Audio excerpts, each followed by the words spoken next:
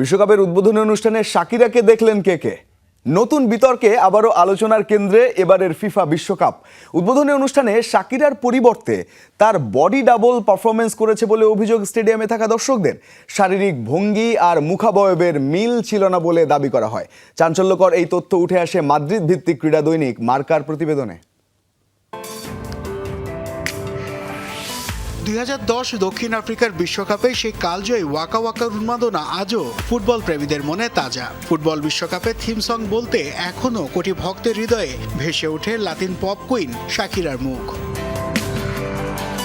দীর্ঘ বিরতির পর আবারও সেই চিরচেনা শাকিরাকে দেখা গেল বিশ্বকাপের মঞ্চে। মেক্সিকো দক্ষিণ আফ্রিকা উদ্বোধনী ম্যাচের ঘণ্টা দেড়েক আগে নাইজেরিয়ান সঙ্গীত শিল্পী বার্না বয়ের সঙ্গে জুটি বেঁধে 2026 বিশ্বকাপের অফিসিয়াল থিম সং দাই দাইয়ে প্রথমবারের মতো লাইভ পরিবেশন করেন তিনি। আজ থেকে স্টেডিয়ামের গ্যালারি তখন শাকিরার সুরের জাদুতে মাতোয়ারা।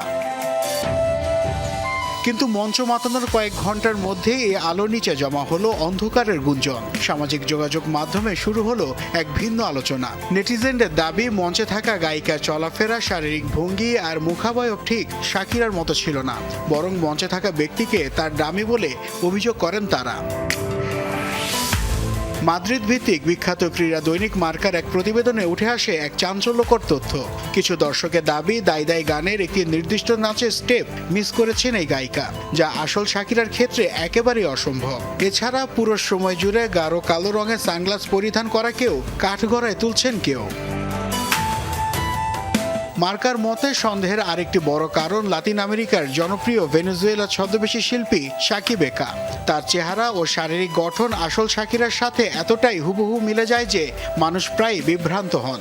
শাকি বেকার এই অবিশ্বাস্য সাদৃশ্য মূলত বিশ্বকাপের মঞ্চে শাকিরার দামি থাকার জল্পনা কল্পনাকে আরও উস্কে দিয়েছে। যদিও এই গুঞ্জনের বিষয়ে এখন পর্যন্ত শাকিরা বা তার দলের পক্ষ থেকে কোনো আনুষ্ঠানিক প্রতিক্রিয়া আসেনি। নাসিফ শুভ, যমুনা স্পোর্টস।